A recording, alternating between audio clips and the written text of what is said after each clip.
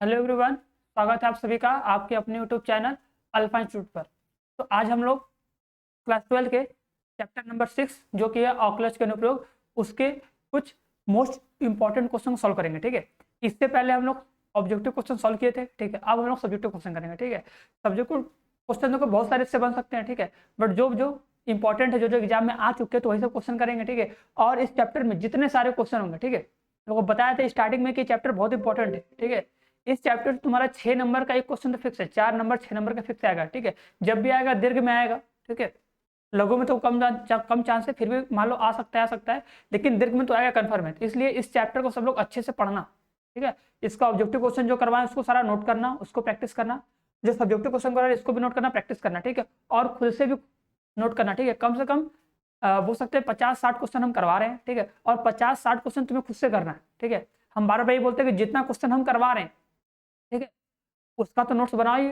ठीक है, उसके साथ उतने ही क्वेश्चन तुम खुद से भी लो। ठीक है, कि हाँ तुम्हें कौन सा इंपॉर्टेंट लग रहा है, हमें जो इंपॉर्टेंट लग रहा है वो हम लाए। ठीक है, तुम्हें जो इंपॉर्टेंट लग रहा है तुम भी उसके साथ साथ लिखो। ठीक है, जहाँ कॉपी बनाओगे, फेयर कॉपी या कोई भी कॉपी ली हो, जैसे मेरा क्वेश्चन लिखे 20 हम क्वेश्चन करवा दिए, अब इसके साथ तुम भी अपना 20 क्वेश्चन लाओ, जितना हम बनाए उतना तुम्हें बनाना है।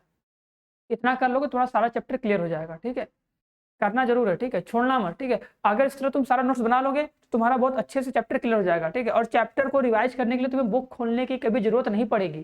ठीक है, इसलिए हम बोलेंगे हर चैप्टर का जितना भी इंपॉर्टेंट क्वेश्चन है सबको एक जगह लिखो। बार बार बोलते हैं कि कॉपी लेकर आओ, एक कॉपी बनाओ, है ना, एक कॉपी बनाओ, जितने भी इंपॉर्टेंट क्वेश्चन हम करवा रहे हैं उन सारे इंपॉर्टेंट क्वेश्चन को लिखो। उसका सॉल्यूशन मत लिखो, केवल क्वेश्चन के लिखो।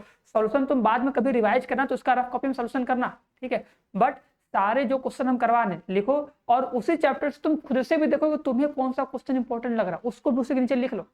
जितना हम करवाएं उसके बाद खुद क्वेश्चन तुम अपने से लो। ठीक है, और कितना लोगे तो जितना हम करवाएं उतना तुम्हें छाटना है। ठीक है, इतना करना, अगर इतना कर लोगे ना, बता दे रहे हैं एग्जाम तो तुम्हें मैथ में एक भी क्वेश्चन ऐसा नहीं होगा जो तुम्हें नहीं आएगा, ये गारंटी है।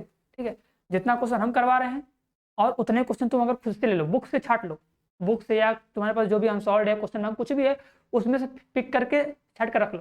ठीक है, और उसी को रिवाइज करो बार बार, बुक से बाद में पढ़ना। अगर तुम उतना क्वेश्चन करोगे तो हो नहीं जाएगा। तुम बताओ, हम 50 क्वेश्चन हम करा दिए, 50 क्वेश्चन तुम कर लिए, 100 क्वेश्चन हो गया। बताओ अगर एक चैप्टर से तुम 100 क्वेश्चन को अगर 5 बार लगा लिए तो कोई क्वेश्चन बचेगा? भाई कॉन्सेप्ट क्लियर हो जाएगा ना। ऐसा थोड़ी नहीं हम हर सारे क्वेश्चन लगाएंगे तभी सर होगा। ठीक है, इसलिए सभी लोग करना जरूर। ठीक है, चलो बताओ। देखो इस क्वेश्चन में बोला है कि एक कण है। ठीक है, एक कण वक्र 6y बराबर x की घात 3, ठीक है, +2 के अनुगत गति कर रहा है। ठीक है, वक्र पर उन बिंदुओं को ज्ञात कीजिए जिन पर भुज की तुलना में कोटि 8 गुना तीव्रता से बदल रहा है। ठीक है, ये देखो हमको हिंट दिया है, मतलब हिंट क्या दिया है, एक दिया है कि किस रेशियो में चेंज हो रहा है। तो बोला है हमको देखो इस वक्र पे बिंदु निकालना है। अब उस बिंदु पर देखो, उस बिंदु पर क्या दिया, एक हिंट दे दिया है कि उस वक्र पर उन बिंदुओं ज्ञात कीजिए जिन पर भुज की तुलना में कोटि जो है 8 गुना तीव्रता से बदल रहा है, मतलब चेंज हो रहा है। ठीक है, अब देखो ये नहीं देखिए किसके सापेक्ष में चेंज हो रहा है। जैसे पता है, देखो अगर किसी चीज का अगर हम लोग पढ़ते हैं ऑकुलस के अनुप्रयोग में, अगर जैसे उसको त्रिज्या के सापेक्ष, ठीक है, उसको ऊंचाई के सापेक्ष, ठीक है, उसके कोण के सापेक्ष या एक्स के सापेक्ष, अगर ऐसा कुछ दिया होता है तो उसका मौकलन करते हुए उसी के सापेक्ष करेंगे, मतलब उसी के सापेक्ष उसके परिवर्तन की दर हमको दिया है। ठीक है, लेकिन यहाँ पे कुछ दिया नहीं है, बस बोला है कि भाई मतलब भुजा ही बदल रही है, कोटि बदल रही है। तो बताओ भुजा और कोटि किसके सापेक्ष में बदलेगी? तो समय के सापेक्ष में। क्योंकि देखो कुछ हो या ना हो, समय तो रहेगा, और समय के साथ सब कुछ बदलेगा। ठीक है, समय तो रुकने वाला है नहीं वैसे भी। ठीक है, तो जो भी चेंज हो रहा है ये क्या दिया है, ये समय के सापेक्ष दिया है कि अगर अगर तो लिखा है जिन पर भुजा की तुलना में कोटि 8 गुना तेज बदल रहा है, मतलब कि मतलब अगर भुजा अगर 1 बढ़ता है तो कोटि 8 बढ़ेगा। भुजा अगर 2 बढ़ेगा, मतलब भुज होता ना, भुज और कोटि याद है ना, जो हम लोग पढ़ते हैं निर्देशांक ज्यामिति, उसमें भुज और कोटि होता है। तो अगर भुज 2 बढ़ा तो कोटि उसका 8 गुना 16 बढ़ जाएगा। ठीक है, तो मतलब कोटि और भुज के परिवर्तन की दर दिया किसके सापेक्ष में? भैया समय के सापेक्ष में, क्योंकि समय के साथ बदलेगा। समय के साथ अगर 1 होगा तो वो 8 होगा, वो 2 होगा तो वो 16 होगा, वो 3 होगा तो उसका 8 गुना 24 होगा, ऐसे चीज। ठीक है, तो यहाँ पर लोग लिखेंगे दिया है। ठीक है,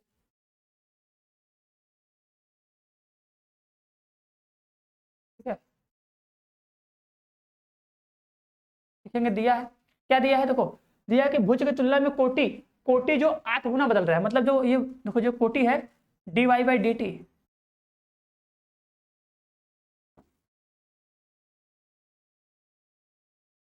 ये dy बाई डी टी है, कितना तेजी से बदल रहा है, ये इसके बदलने की दर कितना दिया है, तो ये बोला है कि जो भुज है, जो भुज है dx बाई डी टी, इसके जो बदलने की दर है, इसके दर की कितना है, 8 गुना है, कितना है 8 गुना है, यहाँ पे 8 से गुणा कर दो, ठीक है, बस ये समीकरण नंबर 1 बन गया मेरा, ये हमको दिया है। देखो ये क्या है, वाई, वाई को बोलते हैं कोटि, तो कोटि के परिवर्तन की दर और भुज के परिवर्तन की दर, तो जो भुज के परिवर्तन की दर वो क्या है, जो कोटि के परिवर्तन की दर, सॉरी, जो कोटि के जो परिवर्तन की दर है क्या है, भुज के परिवर्तन की दर 8 गुना है, भुज के परिवर्तन का 8 गुना है, बस वही कर दिए।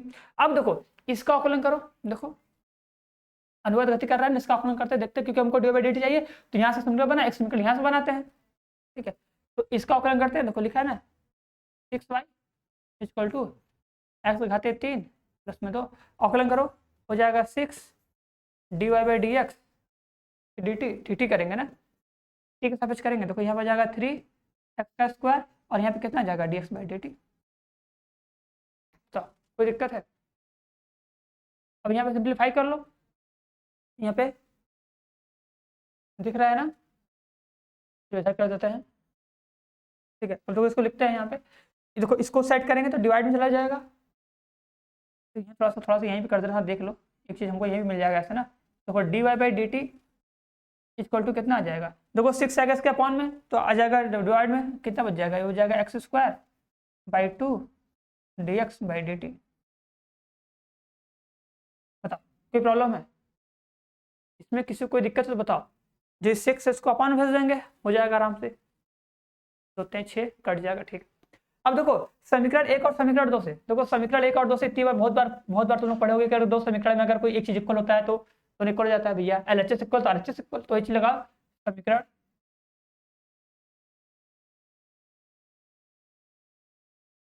समीकरण 1 और 2 से, देखो समीकरण अगर समीकरण 1 और 2 से करोगे तो कितना होगा, देखो ये आ जाएगा कितना 8 dx by d t equal to x square by 2 dx by d t, इसमें कोई दिक्कत है नहीं ना। अब देखो इससे ये कैंसिल हो जाएगा, 2 का मल्टीप्लाई इसके आ जाएगा, ये कितना हो जाएगा 16 इक्वल टू एक्स स्क्वायर, इसी को हम ऐसे लिख सकते हैं कि एक्स इक्वल टू क्या √16, और फिर हमारा आंसर कितना आ जाएगा एक्स इक्वल टू +-4। बताओ किसी को कोई प्रॉब्लम है, एक्स इक्वल टू +-4 आ जाएगा, ठीक है। अब देखो इसका करते हैं, तो देखो जब एक्स इक्वल टू +-4 आ गया तो एक बार एक्स इक्वल टू 4 ले लो, x equal to 4, x equal to 4 ले लो, 4 रख के रख लो यहाँ मान, तो यहाँ पर रख के करो, डाइट कर देते रहे, इतना समझ जाओगे, फिर भी लोग कर दे रहे, बोलोगे कि अच्छा डाइट कैसे कर दिए, ठीक है। एक हम कर दे रहे हैं, एक तुम लोग करोगे, 4 का क्यूब प्लस में 2 6y इक्वल टू क्या, 4 का कितना होता है 4 का घन 64, 64 2 66, तो 66 आ जाएगा, तो 6 से 6 कट जाएगा, तो y बराबर कितना आ जाएगा 11, तो बिंदु कितना आ जाएगा, बिंदु आ जाएगा 4,11, ये बिंदु आएगा, मतलब बिंदु 4,11 पे जो ये वक्र होगा उस पर जो y का जो भुज होगा, जो x होगा भुज का, और कोटि का जो परिवर्तन की दर होगा, वो भुज का जो कोटि का जो परिवर्तन का जो भुज की जो कोटि का जो परिवर्तन दर होगा भुज की तुलना में कितना होगा 8 गुना होगा, ये आंसर आएगा, ठीक है। अब दूसरा निकालना तुम लोगों को कि x बराबर -4 पे कितना होगा, क्योंकि 2 बिंदु मिलेगा, मतलब उस वक्र पे ऐसा 2 पॉइंट होगा जहां पर ये कंडीशन हो रहा होगा, ये बात समझे कि नहीं, ठीक है, कर लोगे, हाँ आराम से कर लेना, बहुत सिंपल है। चलो आप नेक्स्ट क्वेश्चन बताओ, देखो ये क्वेश्चन दिया है कि पानी की एक टंकी का आकार, ठीक है, आराम से पढ़ लो, देखो बोला है कि पानी की एक टंकी का आकार, ठीक है, ऊर्ध्वाधर अक्ष वाला एक उल्टा लंबवृत्तीय शंकु है जिसका शीर्ष नीचे है, ठीक है, तथा जिसका अर्ध शीर्ष कोण tan 1/2 है, टंकी में 5, देखो टंकी में 5 घन मीटर क्यूब प्रति घंटा की दर से पानी भर रहा है। देखो इस समझे ये किस चीज के परिवर्तन की दर दिया है, ठीक है, ये समझना है तुमको। देखो मीटर क्यूब लिखा है घन मीटर, इसका मतलब ये आयतन है, ये आयतन की परिवर्तन की दर दिया है, बस सीधी सी बात है, ठीक है। जो दिया होता है हमको पता चल गया, ठीक है। और किसके सापेक्ष आकलन किया है, देखो घंटा मतलब समय के सापेक्ष आकलन किया है, मतलब dt हो गया। बोला कि पानी के स्तर के बढ़ने की दर ज्ञात कीजिए जब टंकी में पानी की ऊंचाई 4 मीटर हो, मतलब ऊंचाई कितनी है 4 मीटर हो। तो ऊंचाई जब 4 मीटर होगी तो उसके परिवर्तन की दर पूछ रहा है। चलो और देखते करते हैं, समझना। देखो देखो कैसे करेंगे, ध्यान देना। पहले फिगर देख लो। देखो एक कोण बनाना पड़ेगा पहले तो, ठीक है। उल्टा कोण बनाना पड़ेगा, उल्टा कोण।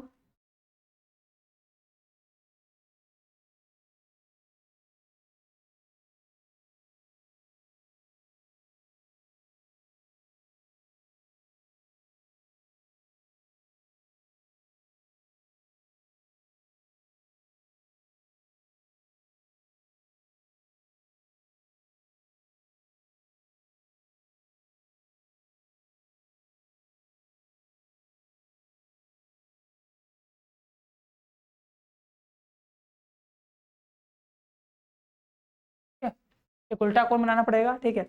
अब देखो इसमें क्या है, इसमें पानी है, पहले इतना ऊंचाई तक है।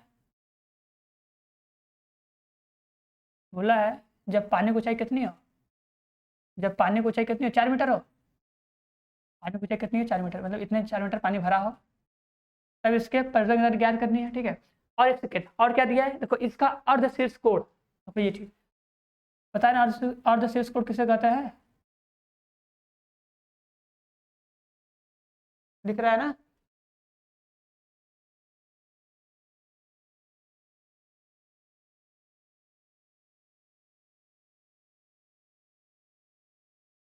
ये देखो जो ये एंगल बनता है, ये होता है अर्धशीर्ष कोण। इसको मान लो अल्फा मान लिया, ठीक है। अब इसकी वैल्यू हमको दिया है, ठीक है। तो वो त्रिज्या हमको पता नहीं, तो त्रिज्या मान लेंगे। ऊंचाई भी हमको पता नहीं, तो ऊंचाई को h मान लेंगे। ऊंचाई भी हमको पता नहीं है ना, ऊंचाई भी h मान लेंगे, ठीक है। ऊंचाई भी h मान लेंगे, ठीक है। चलो और करते हैं। तो क्या क्या मानते हैं, पहले पहले मान लेते हैं। देखो क्या लिखा है, लिखेंगे पहले। माना, माना क्या क्वेश्चन दिया था, देख लेते हैं। उदाहरण अच्छा वाला एक उल्टा, तो ठीक है।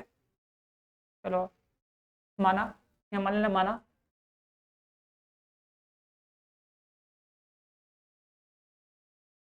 माना शंकु की त्रिज्या r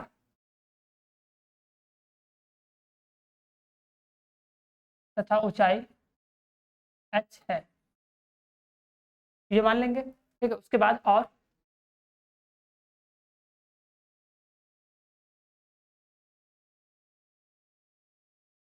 क्या मानेंगे, और मानेंगे माना और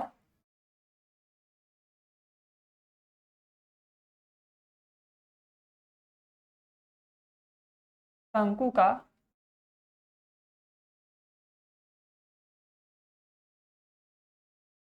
अर्धशीर्ष कोण, ठीक है। मात्रा देख लेना, थोड़ा सा गलत होगा तो इसमें हमको लग रहा है बड़ी की मात्रा होगा, जहाँ तक हमें भी पता है, ठीक है। अर्धशीर्ष कोण, ठीक है। तो ये कर लेते हैं।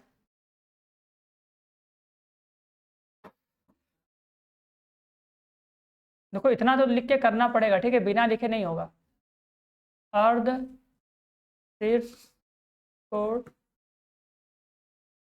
अल्फा, इतना मान लोगे, ठीक है। अब मेरी बातों को समझना, देखो ये त्रिज्या कितनी है, देखो ये त्रिज्या है r, ये उसकी ऊंचाई कितनी है h, ये ऊंचाई है, ये ऊंचाई कितनी है h, ये पूरी ऊंचाई, इसी को पूरी ऊंचाई बोलते हैं। तो पूरी यहाँ तक नीचे तक है ऊंचाई, ठीक है। ये तुम्हारी कितनी त्रिज्या, ये r है। अब क्या दिया लिख लो, देखो दिया है,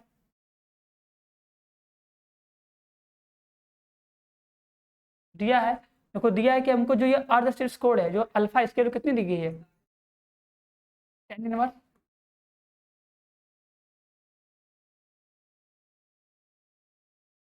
1/2, ये दिया है हमको, लिखा है tan कितना 1/2।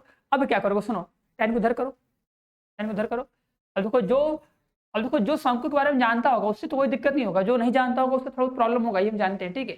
देखो होता क्या है, अगर ये tan बन गया, ठीक है, ऐसे होता है, तुमको पता है जो ये tan अल्फा होता है, अगर तुम tan अल्फा का मान निकालो, तुमको पता है, तो सबको पता है कि tan थीटा जो होता है वो क्या होता है, लंब बटे क्या होता है, आधार होता है, ये फॉर्मूला होता है, लंब बटे आधार, ये फॉर्मूला होता है। अब क्या करेंगे, अब क्या करेंगे, मेरी बात सुनना। हमको पता है कि अगर देखो ये एंगल लोगे, अगर हम tan अल्फा लेते हैं, अगर हम tan अल्फा लेते हैं तो लंब क्या होगा, देखो जो एंगल लेते हैं उसके सामने वाली भुजा होती है लंब, और जो इधर होता है वो होता है कड़, अरे वो जो होता है आधार, और जो तिरछा वाला होता है उसे क्या बोलते हैं हम लोग, कड़ बोलते हैं। और 90 का देखो तुमको पता है कि 90 से कोण यहाँ बनता है, ठीक है। अगर 90 से कोण यहाँ बनता है तो सामने वाला क्या होता है, कड़ होता है। तो जाहिर सी बात है कि ये सामने वाला जो ये आर है ये होगा लंब, और जो ये बचा होगा ये क्या हो जाएगा, आधार।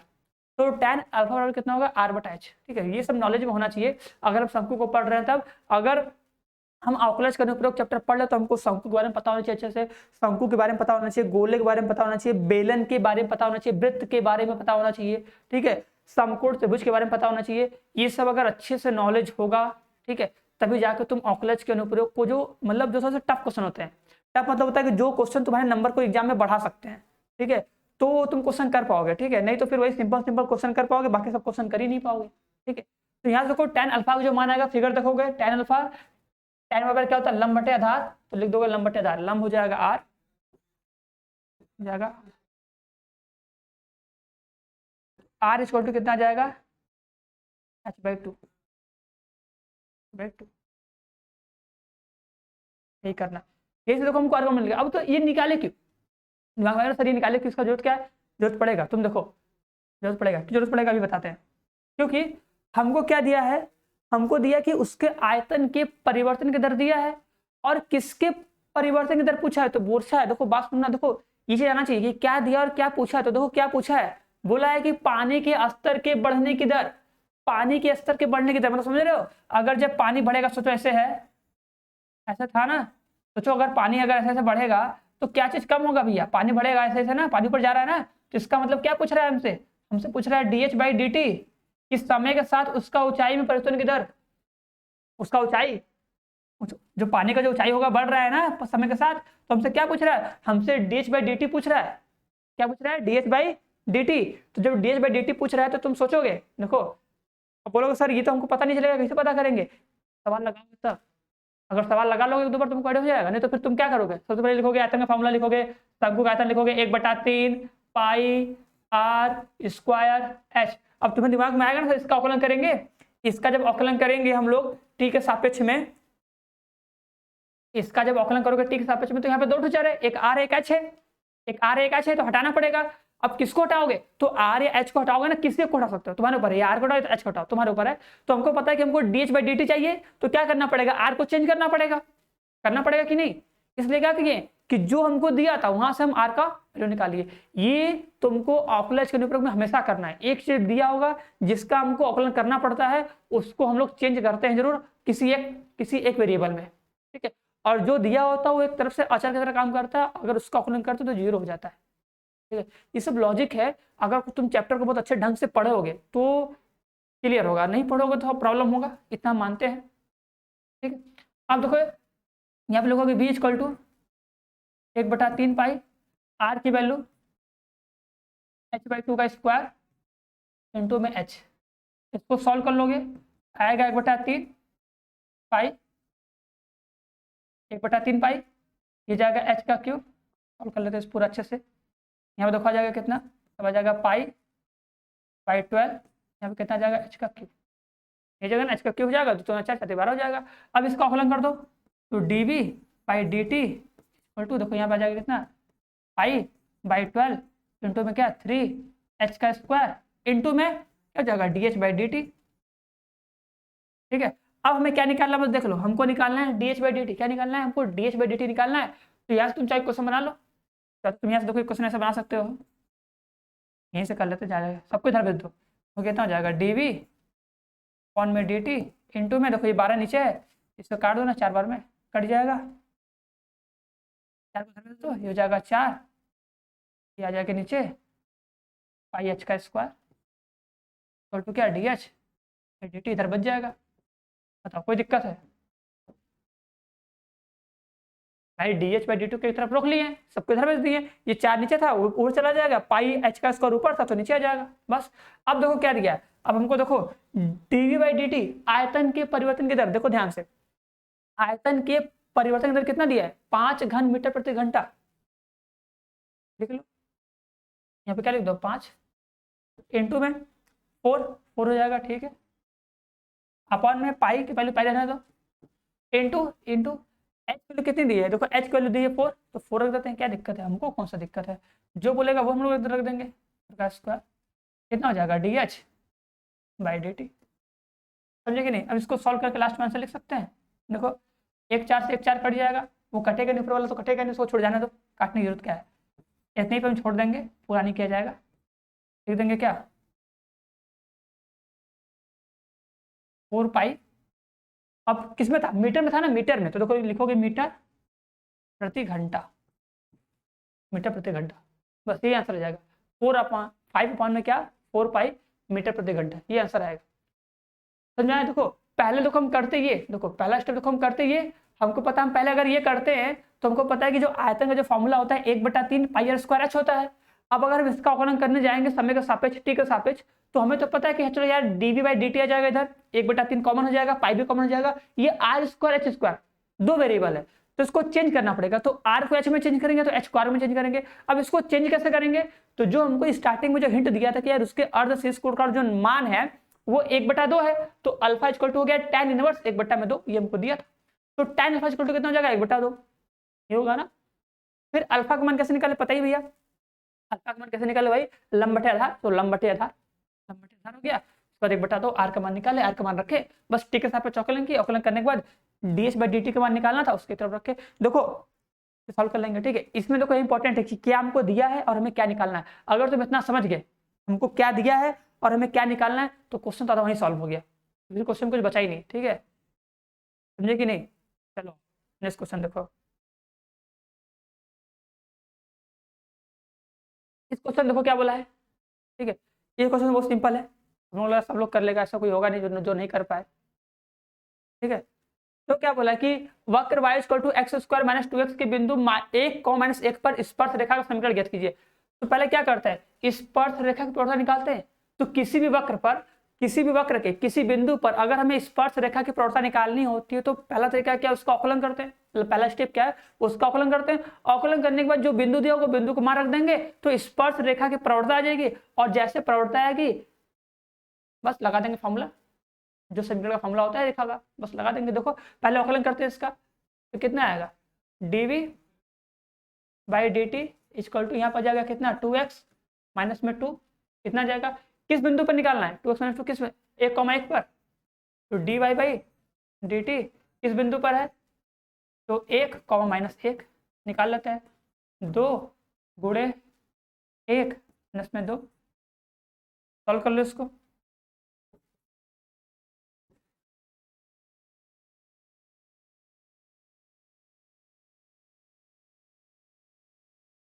ठीक है, पिछला वाला दिमाग में रह गया, यहाँ पे dx हो जाएगा ना हम लोग का 1, माइनस 1, यहाँ पे कितना हो जाएगा 2, 2 दूना 2 माइनस में 2 कट जाएगा, भाग कटे 0 आ जाएगा, ठीक है, कोई दिक्कत नहीं है। अब देखो इस पर समीकरण का फॉर्मूला क्या होता है, y minus y1 equal to m मतलब क्या प्रवणता, तो प्रवणता हो जाएगा dy बाई dx हो जाएगा, ब्रैकेट में x माइनस 1, ये तो फॉर्मूला होना चाहिए, अगर फॉर्मूला नहीं याद है तो थोड़ा सा देखो पढ़ो, थोड़ा सा भाई मेहनत करो, ठीक है, ठीक है, नहीं तो फॉर्मूला को याद करो, देखो जो ये फॉर्मूला होता है, ये फॉर्मूला होता है ना y minus y1 equal to m x minus x1, ये फॉर्मूला होता है ना, इसी फॉर्मूला को लगा देंगे, ठीक है, y माइनस y1 वही से फॉर्मूला लगा दिए यहाँ पर, तो देखो यहाँ पे कितना आ जाएगा y माइनस y1 का मान कितना है माइनस 1 तो हो जाएगा प्लस में 1 इक्वल टू यहाँ पर जाएगा 0 x माइनस 1 0 हो जाएगा, तो क्या आ जाएगा y प्लस 1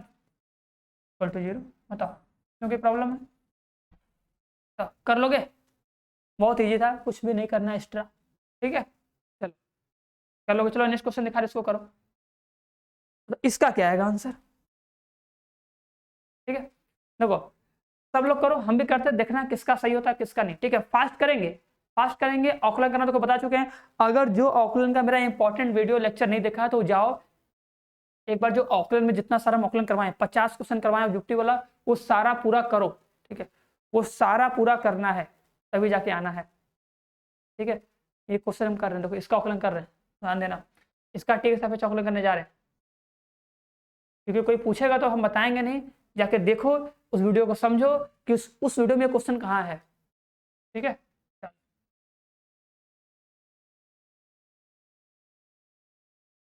अवकलन करते हैं, अवकलन करते हैं, dx बाई dt हो जाएगा, ये हो जाएगा a t sine square t into में साइन t का क्या होता है cos t, ठीक है, ये इसका अवकलन हो जाएगा।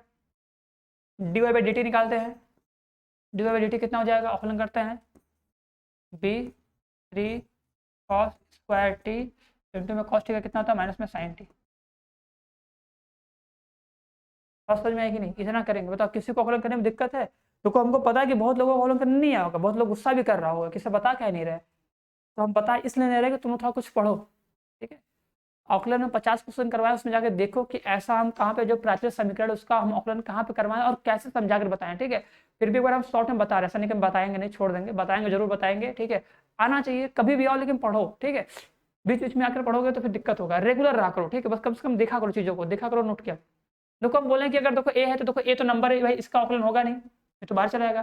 देखो साइन के घात 3 का अवकलन कितना होगा, साइन के पावर 3, ठीक है। तो हमको पता है कि अगर x के पावर 3 होता तो सोचो कि अगर x के पावर 3 होता है तो इसका अवकलन कितना होता है, पावर आगे चलाता है उसमें से 1 कम हो जाता है, ये फॉर्मूला होता है ना कि अगर x के पावर n होता है तो अवकलन का फॉर्मूला होता है x के पावर n माइनस 1, ये अवकलन फॉर्मूला होता है कि क्या होगा, पावर आगे चलाएगा उसमें से 1 कम हो जाएगा। तो अगर x के पावर 3 रहेगा तो उसका अवकलन कितना होता है, पावर आगे चला जाएगा उसमें से 1 कम हो जाएगा। ये सिंपल सा लॉजिक है, मतलब फॉर्मूला है अवकलन का, ठीक है। तो तुम सोचो ये x क्यूब तो है नहीं, ये x क्यूब तो है नहीं, तो जब x क्यूब नहीं है तो फिर भी इसको तुम x क्यूब मान के कर दो। अगर x क्यूब नहीं है तो फिर मान लो कि चलो यार x क्यूब है, तो x क्यूब का अवकलन कितना होता है कि पावर आगे चला आता है, सोचो कि पावर आगे चलाता है और पावर में से 1 कम हो जाता है, बस सोचो कि पावर आगे चलाता है, पावर में से 1 कम होता है, बस। अब इंटू में कर दो ना, इंटू में कर दो, क्योंकि ये x क्यूब तो था नहीं ना। अगर ये x क्यूब होता तब ना लॉजिक लगता है भाई ये वाला ऊपर वाला कि भैया पावर आगे आता है उसमें से 1 कम होता है, ठीक है, कर दिए। अगर x होता तब, अब यहाँ पे क्या है, ये यहाँ पे sin x हो गया तो क्या करना पड़ेगा, इसका भी अवकलन करना पड़ेगा। तो sin x कितना होता है cos x, बस यही चीज लिखेंगे। मतलब जो मेरा बेसिक होता है केवल उसी से कंपेयर करके लिखे हैं, ऐसा कुछ एक्स्ट्रा दिमाग नहीं लगा कि भाई हम कुछ एक्स्ट्रा पढ़ के आए, नहीं। तुम भी थोड़ा प्रैक्टिस करो, तुम्हें भी चीजें आ जाएंगी कि अगर x क्यूब है, ये साइन का क्यूब है तो इसको x क्यूब मान के 3 घात में 1 कम हो जाएगा, इतना हो जाएगा, फिर sin t है उसका भी अवकलन कर देंगे, cos t आ जाएगा, बस। कुछ एक्स्ट्रा थोड़ी किए हैं, ठीक है। अब हमको निकालना है क्या, dy by dt, dy by dt।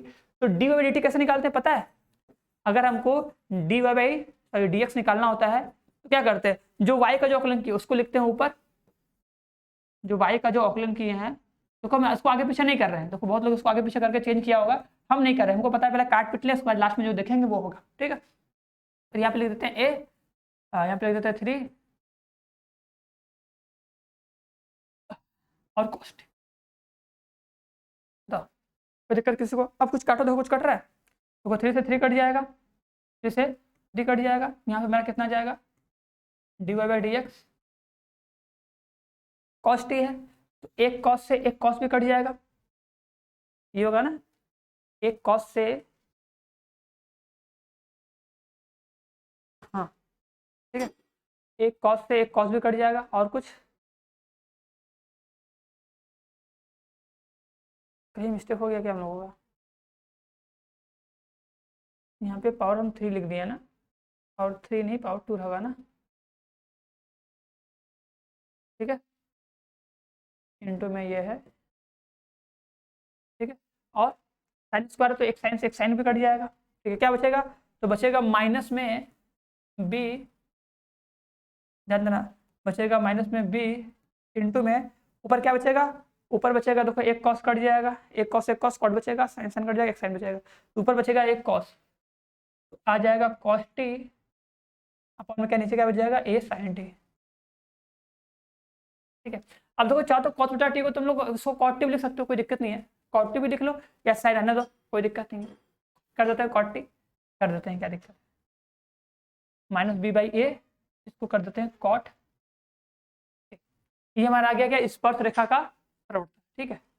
किस एंगल में बोला है, देखो एंगल, एंगल दिया है ना, एंगल दिया है पाई बाई 2, एंगल दिया है पाई बाई 2, तो पाई बाई 2 रखें, अरे यहीं पर रख देते हैं, वहाँ कहीं जा रहे था, यहीं पर रख देते हैं, रख दो यहाँ पर, तो d y by d x equal to कितना जाएगा, ये हो जाएगा माइनस में बी इंटू में क्या कॉस 90, कॉस 90 बटा में कितना ए साइन 90।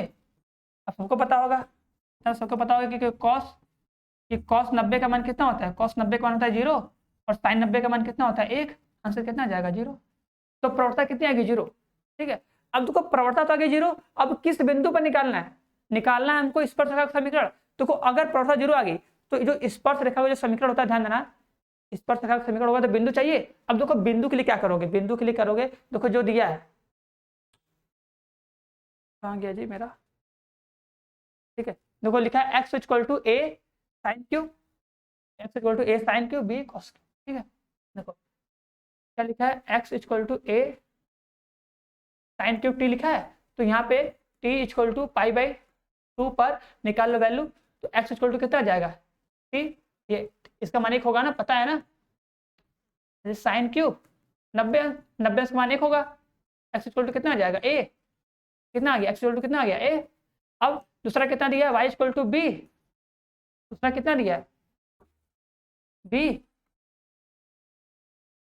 cos का क्यू टी। ठीक है, तो यहाँ पे कितना आ जाएगा, y इक्वल टू, रख दो वैल्यू, तो b cos के कवर कितना 90 अंश, तो y इक्वल टू कितना आ जाएगा 0 आ जाएगा ना, और b इक्वल टू कितना आ जाएगा 0। अब देखो स्पर्श रेखा का समीकरण फॉर्मूला अभी हम लोग लिखे थे, क्या लिखे थे, तो y minus y one equal to d y by d x x minus x one. ठीक है, अब रख दो बिंदु का मान, देखो y minus y one, y मतलब क्या, बिंदु, देखो बिंदु हम लोग का कितना आया, बिंदु हम लोग का देखो आ गया है x का मान आया है a और y का मान आया है 0, ये बिंदु था, ये बिंदु था ना, रखो यहाँ पे, देखो y1 का मान कितना रख देंगे, y1 का मान हो जाएगा हमारा 0 इक्वल टू, इसका मान 0 था, x माइनस इसका मान ये हो गया, तो y इक्वल टू कितना आ जाएगा समीकरण, किसी कोई दिक्कत यहाँ तक हो जाएगा आराम से बस। ठीक है, एक बार देख लो क्या करना है, देखो हम क्या बोले कि देखो हमको ये समीकरण दिया था x इक्वल टू, ये प्राचीन समीकरण है, ये दिया है, y इक्वल टू ये दिया है। देखो पहला काम तो देखो हम लोग को यही करना चाहिए था कि हमको बिंदु निकाल लेने चाहिए, बिंदु क्या है।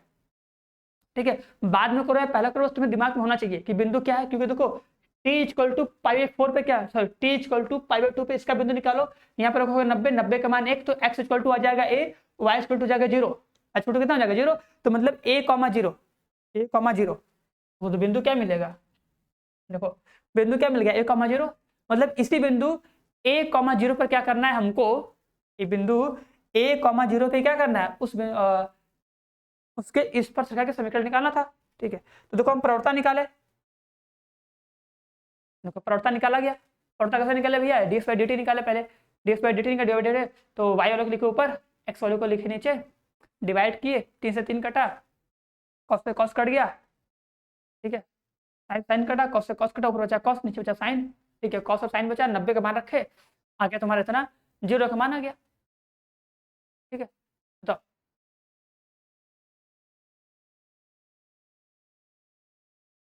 हो जाएगा,